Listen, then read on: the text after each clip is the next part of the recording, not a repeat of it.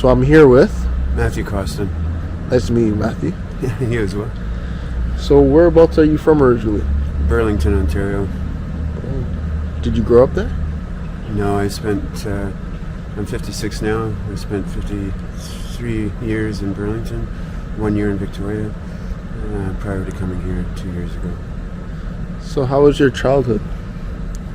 It was shitty. Can you describe it for me? I have 6 siblings which have died. My parents put on the facade of being the perfect Catholic family and adopted 14 brothers and sisters. 2 were murdered here on Hastings Street when they ran away from my parents. 4 died at home in Burlington. 3 on the farm. My father was a doctor who illegally medicated my mother and other siblings and got away with a private pharmaceutical account for 50 years. In the last 5 years, I've gone to jail twice to free my underage nieces and nephews. They were stuck at that farm in Hamilton, Ontario, in my parents' care because Catholic Children's Aid and the Hamilton Police and the OPP, the Ontario Provincial Police, would not believe me of all the abuse. And I mean abuse of every kind. Every kind of abuse. Why, you asked me why I came here. I really have no idea. This is the last place I ever wanted to be. But I spent 2 years figuring out that my friends on the street are very similar to me. They all have shitty childhoods, sexual abuse being number 1. They are all stuck here. They don't want to be here. Once your ID is lost, you're nothing. I had my ID stolen 6 months ago. And even my own bank, that I've done millions of dollars worth of business through, RBC, wrote me off and closed all 4 of my accounts, my business accounts and my personal accounts, because I didn't have photo ID. Without ID, you're nothing. So it's hard enough not to belong to a community, to have one taken away, like my friends, not me. I guess I'm in that same boat too, but mostly my Indigenous friends, which are mostly my brothers and sisters, were taken from their families. On top of that, here, your ID's taken, you literally are nobody. You're nothing. You have nobody to fall back on. You have nobody to call when your body goes missing, when you're in the hospital. There's nobody to reach out to.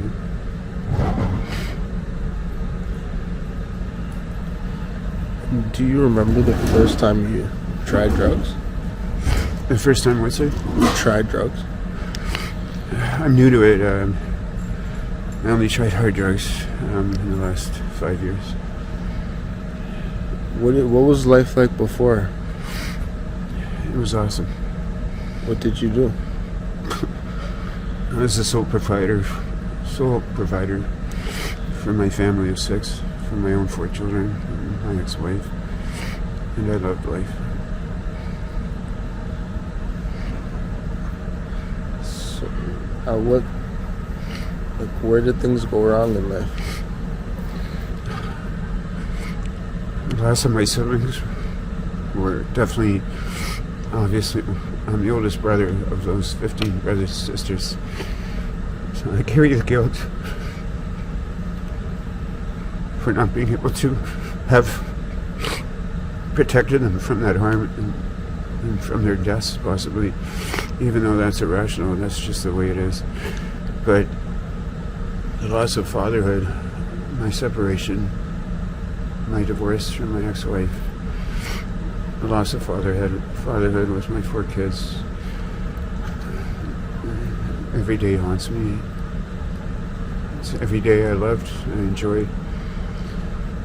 I removed myself because I knew I had married into a similar family structure as my mother and my father. So I removed myself. And I took all the blame. But I haven't talked or seen my kids in a long time. And every day was just my kids. It was easy, it was fun. I never had to spank them, I never had to touch them. I just demanded respect, and that's as simple as it was. So definitely the loss of my father was my detriment. And what's it like being homeless on East Hastings?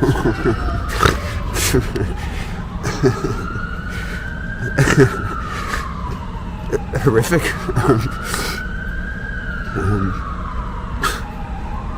There aren't words to explain. Every minute, every day of looking over your shoulder, compared to jail, or compared to a psych ward or a hospital, compared to anything in life, there's nothing that compares to living out on the street. In jail, we had guards take care of us. I could shut my... Sorry, I went to jail because the police and Children's Aid wouldn't believe me. So that my 4 nieces and nephews were going through the same abuse that I and my siblings went through. So I set a stage for them where I shed a little light on their property. I was able to,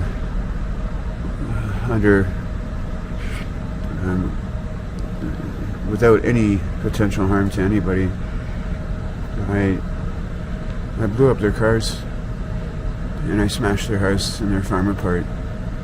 They had a working farm which they used to employ my younger brothers and sisters. And so the police were forced to come to the property and follow my footsteps through the property, and finally, for over 30 years, have their initial investigation, and that led to the removal of my nieces and nephews. I'm not sure if it actually led to the removal of them, but it did, from the property, but it did lead them to proper care, and also stopped my father's over 50-year private pharmaceutical account. It was finally closed. So before I did anything, my parents were at their cottage. I called 911 ahead of time, and then I did what I just explained. And I put the 2 fires out, and then I just sat there and waited for the police. And they were nice enough to come and rupture my appendix and beat me to near death. And Barton Jail in Hamilton wouldn't let me go to the hospital, and I almost died from that. But comparing all those things to living on the street, nothing compares to living on the street. It's every minute and every day is just living hell. It's something I would never want anybody. And if you don't mind me asking, how did your sisters pass away on Hastings? They ran away from my parents.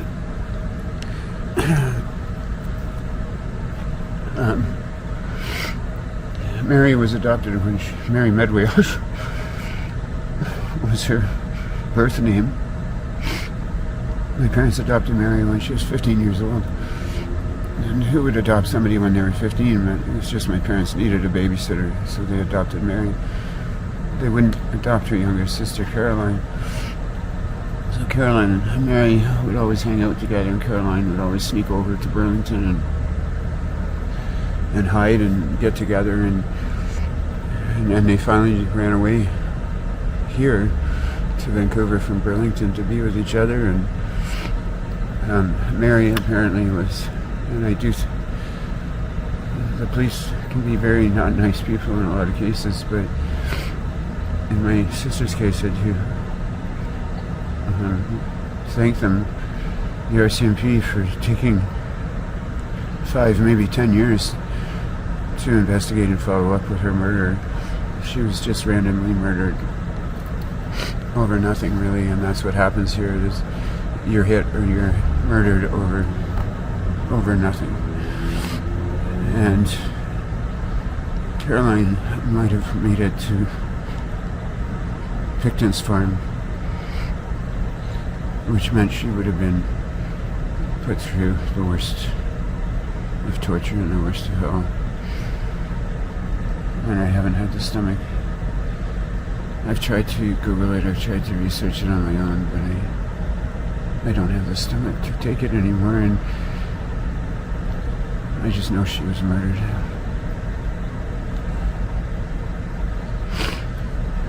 And what are some of the craziest things you've seen down here?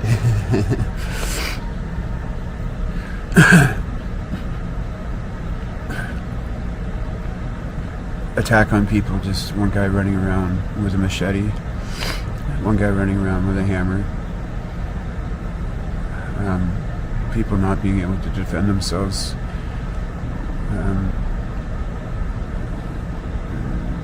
the hitting, the fighting, the hammers. Myself, since January, I've had one ratchet to the back of my head, one hammer to the back of my head. Just last night, I was robbed and beat up. I fight back, I fight pretty well, but I'm 56 years old, so most people have an advantage. And I'm not one who enjoys fighting. I like to keep peace, but here you have to fight every minute, in words and in actions, or else you're just destroyed. What do you think can be done to help other homeless people like yourself? Well, everybody's going to say that homeless people have to help themselves, and that's true. The problem is when you don't have ID, when you don't have family or community, when you don't have any connection at all, when most doctors and providers don't give you that respect or word for what you're going through, or mainly because they mainly just don't understand it, it makes it very difficult for you to become part of a society. But every single person I know here does work. Revenue Canada does now accept their type of work, whether most people collect beer cans, recycle merchandise, they'll collect anything from clothing to appliances, to lumber, and resell it, refurbish it and resell it. Revenue Canada now is, since COVID, has defined work as anything that aids to one's existence. So that's a huge help. People just getting recognized for working. For me, it was hard because I was able to work my whole life, even though I had a tough life. I was given an opportunity to work with Madame Homes, who became the biggest builder in Canada, and none of my friends were given those opportunities. They were so. Even though I had to work my ass off to make that career for myself, and then I opened my own business 6 years after that, I still had opportunities where these people, my friends, don't. So what could be done? It is complicated, but what shouldn't be done is the billions of dollars that are being given to places like Lookout and Atira and all the project management companies run under the pretext that they're helping people, and all they're doing is using that money on themselves. If they became proactive, if our own people became proactive and worked together, I think it's enough time that we just stop the blame game. Recognize that we have mass graves, that we have over 30, probably 40% population in jails and on the street of the Indigenous, which is increasing every day, and just work together. I know it's possible. I know the amount of love that's here, the amount of family, the amount of intelligence and talent is unbelievable. It just has to be put for a common good, and I think that is possible. It's just having a common place that people could go to start with their ID and with a part-time job is something they like, not what they're forced to do, like general labor or a construction company or something, but actually give them the choice to sing or to garden or to do their own laundry or to cook for themselves. None of those things are given to them. The SROs are, compared to Harlem, anything I've read about Harlem, the SROs are just as bad or worse. The amount of diseases. Yeah, can you go into the SROs a little bit more? Single residentially. So the SRO is a single residential occupancy. That the city of Vancouver came up with that word, and they redid the building code for themselves. All the laws they've been able to. They don't need non-profit organizations. Don't need to keep records now. Buildings they want to tear down have their historical designation removed instantly. There's a whole bunch of things that go on that the city works with BC Housing and the province of British Columbia to provide a jail cell sized room, literally 6 feet by 9 feet. Just the SROs are typically around 10 feet by 10 feet, so just slightly larger than a jail cell, without a kitchen and without a bathroom. The monies that are supposed to be directed to the SROs somehow evaporate from the amount of people, the amount of governments that touch it, the province, plus BC Housing, plus the city of Vancouver, plus the township of Vancouver, and plus all the project management companies. There's really nothing left. So you can't blame the staff, and even some of the companies you can't blame. But you certainly could put the effort into them to work together in creating even a test project. There is a shelter. I stayed at the Hi-Ho shelter on Burnaby. There's several different buildings that could be taken over as a test project, and get the people themselves, my homesters, my friends on the street, get them involved. They're more talented and they know more than anybody. Rather than paying them $10 an hour like they do, it's Revenue Canada and Service Canada, in their own words, called them extortionists. That's the words they used towards the city of Vancouver and Atira. In one case, when I had a person who was getting paid $10 an hour, who lived in the shelter I'm talking about, he ended up taking his own life. I never knew this, but the city of Vancouver, you can get pre-approved for suicide. And even though he had HIV, it wasn't life-threatening. He was medicated, it was fine, he would have had a normal life. But Vancouver Coastal Health provides a service, so he was tired of fighting and living without housing, and he gave in to them, and he was pre-approved, and they took him out to UBC, to the back 40, and set him up on a cot and injected him with a fatal dose, and he died. And just prior to that, I begged him to hang in. Service Canada and Revenue Canada were kind enough to work together with me and had him designated as an employee. That was the biggest thing he wanted in life, is he wanted just to be recognized as a worker. He didn't want to be a taker his whole life. And he had worked his whole life. He was a 7-year veteran. And nobody paid attention to any of that. And then the rest of his life, they just said that he was a taker. And he literally believed that all he had done in life was take. So the guilt caused huge issues with him, where he started hearing voices.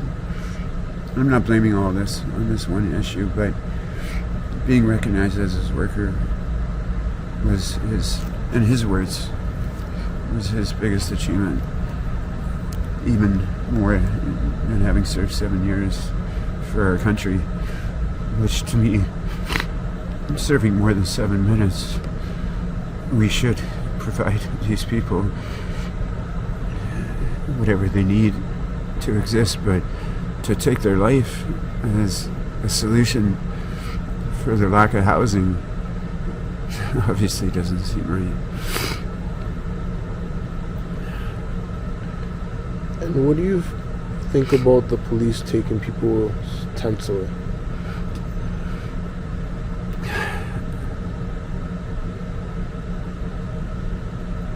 I think it's an easy solution. I think the people would be happy to work with the police. I think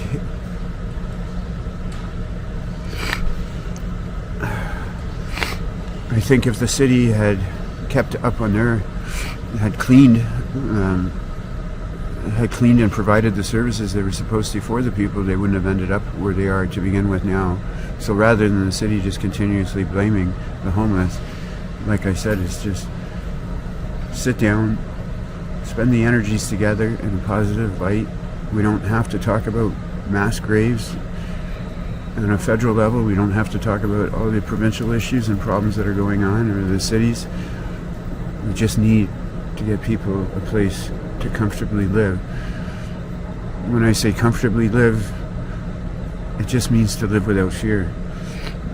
That's all we want, is to live without fear. We can close our eyes. That I could stand here right now.